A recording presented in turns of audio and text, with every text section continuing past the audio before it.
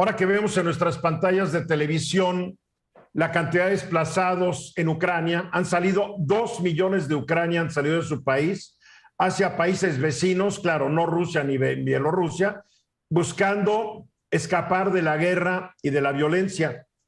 Y durante muchos años hemos visto desplazados en Siria, desplazados en Turquía, desplazados en Irak. Digo Turquía porque Turquía es un gran destino para los desplazados de Medio Oriente. Hemos visto gente saliendo de sus países porque la violencia no perdona a nadie. Lo hemos visto en el Sudán, lo hemos visto en Etiopía, lo hemos visto en muchos lados. Y a veces, pensando en esto, se nos olvida que en México también hay un diablal de personas desplazadas. No vamos a hablar de los volúmenes que causan la guerra, pero la violencia en México está haciendo que el año pasado yo viera 44,900 desplazados en México. Personas que dejaron su lugar de residencia, que dejaron ahí su vida para tratar de salvar a la misma. César, tú tienes datos sobre esto. Sí, en efecto, en la Comisión Mexicana de Defensa y Promoción de Derechos Humanos informó hace unos días que entre el 2020 y el 2021 se cuadruplicó el número de desplazados forzosos dentro del territorio nacional, de 9,740 a 44,900 aproximadamente. Y eso significa un éxodo de personas que tienen que abandonar sus lugares de vida, su patrimonio, por violencia relacionada con narcotráfico, por violencia política, violencia territorial y otro tipo de factores religiosos, en fin. Estamos hablando de un éxodo que va de Guerrero, Oaxaca, etcétera, hacia el norte del país, sobre todo en las ciudades fronterizas. Y esto implica varias cosas. Primero, se trata de un desplazamiento reactivo, es decir, no está planeado, está fuera de todas las condiciones, la gente abandona sus patrimonios y por lo tanto se queda en cero literalmente, y muchos de ellos están optando a llegar a las ciudades de frontera para pedir asilo político hacia los Estados Unidos o asilos humanitarios en el Canadá o los Estados Unidos. O sea que estos mexicanos que se desplazan van a tener que competir contra todos los centroamericanos, haitianos, sirios y lo demás que también llega a México buscando lo mismo en la frontera. Exacto, y además en algunos albergues como Ciudad Juárez estamos teniendo mayor población mexicana que incluso centroamericana o antillana. El fenómeno está a la luz y existe en el Senado una ley general para la prevención y atención de personas desplazadas. Está aprobada en la Cámara de Diputados, todavía no pasa por los senadores, pero esto quiere decir que llegó el momento en que el Estado reconozca que tenemos una situación humanitaria crítica en nuestro propio territorio. Esto nos acerca mucho. O sea, se necesita una ley para... Perdón. ¿Se necesita una ley para reconocer lo que es obvio? Yo creo que se necesita una ley para reconocer y que haya los apoyos necesarios, para que no puedan decir que esto no existe. La calificación de la ley no va a prejuzgar si existe o no. Existe y ahí está. Pero necesitamos que el Estado diga que está sucediendo y esto nos pone muy, muy cerca de una situación de violencia descontrolada. Yo creo que ese es el paso que no quieren dar. Pero como hablábamos del Twitter, la realidad está ahí, nos gusta o no la veamos. Luis Miguel. La crisis de los migrantes centroamericanos generó, o más bien puso en evidencia, el problema de coordinación entre los 3 niveles de gobierno. Los alcaldes no tienen la capacidad financiera para otorgar los mínimos servicios públicos, los gobiernos estatales no pueden desdoblarse en términos de recursos y el gobierno federal, mi impresión es que todo le queda muy lejos, sobre todo si ocurre en territorios que no están cubiertos por los medios o por las redes sociales. El hecho es que además de la famosa ley, pues lo que se necesita es quién se haga cargo y cómo se coordinen.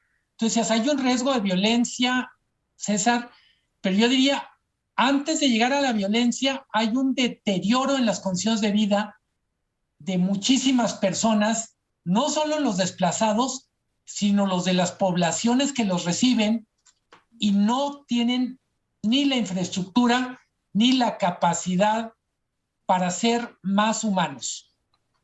Y de nada sirve que los invitemos al país y les garanticemos empleo y educación si la infraestructura existente no es capaz de dársela a los que somos nativos. O sea, esto es absurdo. Y me encanta la ley, mi querido César, pero en México abundan las leyes, pero más abunda la violación de las mismas. Marco. Yo creo que hay un problema para contabilizar este fenómeno. El número me parece bastante pequeño para lo que hemos visto a través de diferentes eventos que han sucedido a lo largo y ancho del país, ¿no? Y por otro lado también... ¿Te refieres a algo como lo que ocurrió en Atlisco, donde mataron a 9 personas en la masacre más reciente, que nos quieren disfrazar como siempre, la vez que mataron a 17? Son malos que se están dando entre ellos. No nos preocupemos. Oye, nomás en 2 semanas van 2 masacres que han dejado 26 muertos. No, hay varias zonas del país donde es imposible vivir ahí por las condiciones con las que impera el crimen organizado, y esa gente está saliendo a otros lugares. A esto le sumas la migración internacional. Se están formando cinturones verdaderamente preocupantes que están por llegar a una crisis humanitaria en las fronteras, por ejemplo, donde no tenemos infraestructura, donde no tenemos presupuesto y donde nadie en el gobierno quiere hacerse responsable del problema. Todo el mundo lo patea. En toda la parte norte del país, en todas las fronteras, tenemos gente abandonada de diferentes nacionalidades y este tema sigue creciendo sin la atención adecuada. Creo que este es un tema que tiene dimensiones mucho más grandes de lo que reconocen las autoridades y que requieren atención mucho más urgente de la velocidad que están teniendo las instituciones públicas. A ver, este es un problema grave, muy grave, pero ahora estamos viendo, pasamos por la pandemia, pasamos por una mala administración de la economía, porque antes de la pandemia ya se había caído la economía. Estamos ahora hablando de los efectos boomerang a que tú te referías hace un rato, Luis Miguel.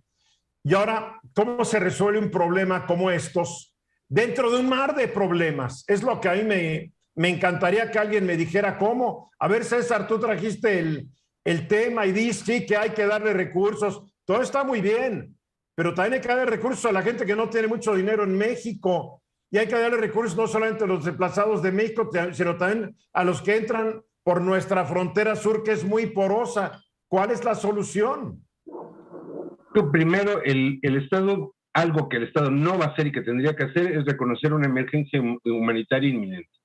Y esto daría accesos a recursos internacionales, a organización municipal, estatal distinta, porque es evidente que eso ya sucedió. Los estados más expulsores son Zacatecas, Guerrero, Oaxaca y Michoacán. Y eso que tiene todo un ciclo de violencia que no se ha resuelto desde el tema político. Mientras que el Estado no reconozca que estamos ante la emergencia, no se podrá caminar mucho y por eso creo que es importante.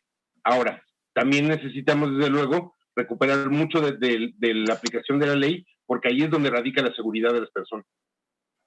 Ahora, ¿tú crees que hay muchos recursos a nivel internacional? ¿Realmente lo crees? ¿Va a resolver el problema? Yo estoy preguntando cómo resolver el problema, ¿eh? Desde luego que no sería esa la única solución, pero yo creo que el principio es ese. Si no estamos conscientes de que estamos en una emergencia humanitaria, no hay para dónde caminar y no hay una autoridad que se quiera aventar ese boleto.